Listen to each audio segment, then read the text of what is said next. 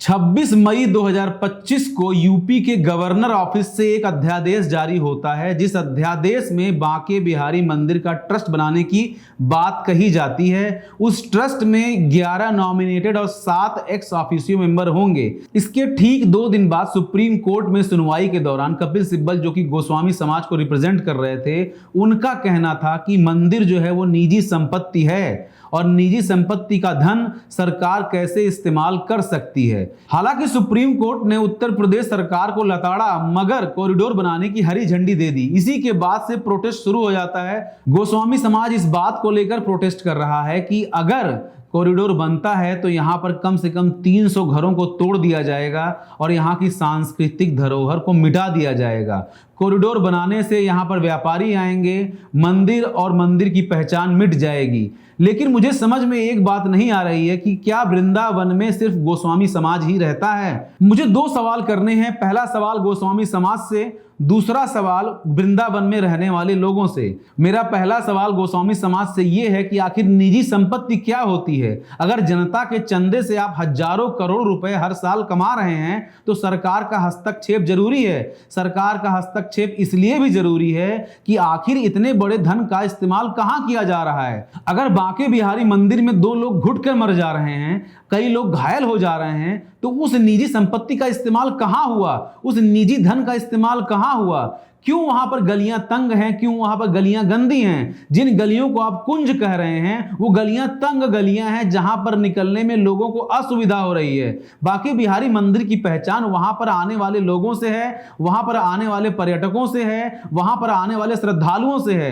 बांके बिहारी मंदिर की पहचान गोस्वामी समाज के साथ साथ हिंदुस्तान के हर उस हिंदू से है जिसकी आस्था उससे जुड़ी हुई है। बांके बिहारी मंदिर का जो फंड है वो तभी तक निजी था जब तक उसमें जनता का दान नहीं आ रहा था। अगर हजारों करोड़ रुपए एक साल में जनता के द्वारा दान दिया जा रहा है तो जनता के द्वारा चुनी हुई सरकार का हस्तक्षेप बनता है। उसी हस्तक्षेप के कारण सरकार आज उसको डेवलप करना चाहती है ताकि जो श्रद्धालु हर साल उसमें डोनेट करते हैं उनको आने में असुविधा ना हो, उन्हें मरना ना पड़े। आप इंडिया ने जो ग्राउंड रिपोर्ट की है उसको देखिए, किस तरह से उनकी बातों में उनका स्वार्थ झलक रहा है। वो बार बार इस बात पर जोर दे रहे हैं कि ये संपत्ति हमारी है, हमने इस मंदिर को बनाया है। अगर आपने इस मंदिर को बनाया है तो हजारों करोड़ रुपए दान क्यों ले रहे हैं। आप मंदिर के बाहर एक पोस्टर लगाइए और ये बोलिए कि 1 भी रुपया देना अपराध है, तब तो माना जाए कि ये संपत्ति निजी है। लेकिन आपने हजारों करोड़ रुपए दान के रूप में ले लिया है।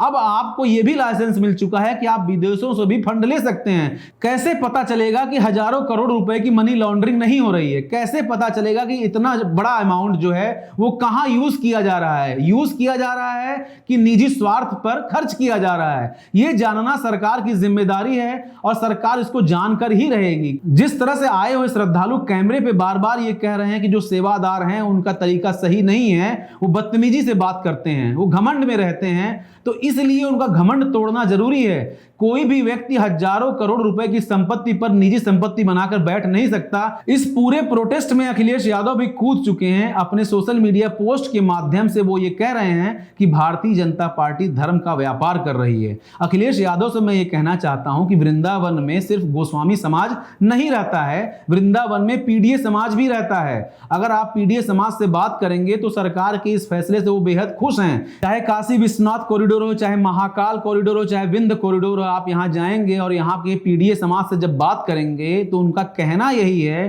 कि पहले तो हमारी कमाई कुछ नहीं होती थी, अब हम दिन भर में 1000-2000 रुपए कमा लेते हैं। सीजन में तो हम 10,000 तक कमा सकते हैं। कम से कम जिन लोगों का वर्चस्व था वो टूट गया इस कॉरिडोर से। अगर आप वाराणसी जाएंगे तो जिस तरह से वहां के नाविक कमा रहे हैं, जिस तरह से छोटे छोटे दुकानदार कमा रहे हैं, उनका कहना है कि जिस तरह से काशी विश्वनाथ के आसपास एक वर्चस्व था एक कम्युनिटी का, वो टूट गया।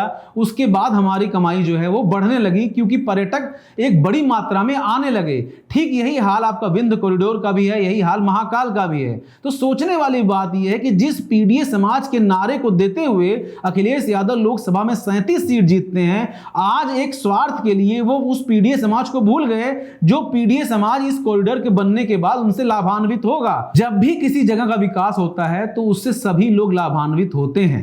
अगर गोस्वामी समाज आज निजी स्वार्थ के लिए हजारों करोड़ की संपत्ति को खुद की संपत्ति बोल रही है, तो सरकार की जिम्मेदारी बनती है कि वो जनता के पैसे को जनता के लिए ही खर्च करे। इसीलिए सरकार इसमें कूदी है कि इतने बड़े अमाउंट को अगर हम कॉरिडोर की तरह डेवलप कर देंगे तो जो श्रद्धालु यहां आएंगे उनको सहूलियत होगी। अगर बांके बिहारी टेम्पल में जाया जाए तो आप ये समझ जाएंगे किस तरह से गोस्वामी समाज हजारों करोड़ रुपए की संपत्ति को निजी संपत्ति बोलकर खुद के विकास के लिए इस्तेमाल करती आ रही है। और आज जब सरकार उन पर नकेल कसने की बात कह रही है तो वो प्रोटेस्ट कर रहे हैं, खून से चिट्ठियां लिख रहे हैं। मथुरा हो, वृंदावन हो या उत्तर प्रदेश का कोई भी जिला हो, कोई भी क्षेत्र हो, वो किसी एक समुदाय के लिए नहीं है, वो सबके लिए है। इसी प्रदेश में पिछड़े भी रहते हैं, अति पिछड़े भी रहते हैं, दलित भी रहते हैं।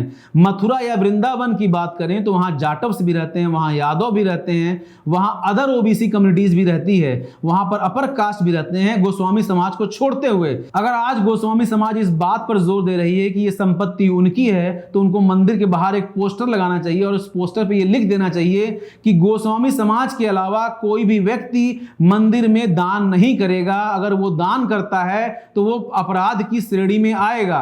तो देखा जाएगा कितना पैसा उनके मंदिर में आ रहा है और उस पैसे का इस्तेमाल कैसे किया जा रहा है। लेकिन अगर आपने हजारों करोड़ रुपए चंदे के रूप में इकट्ठा किया है तो सरकार आपसे उसका ब्यौरा लेगी, आपको ब्यौरा देना ही होगा। कपिल सिब्बल आपके वकील हो, चाहे अभिषेक मनु सिंघवी हो, चाहे कोई भी हो, वो आपकी संपत्ति को निजी संपत्ति बोलकर जनता के हक को नहीं मार सकता।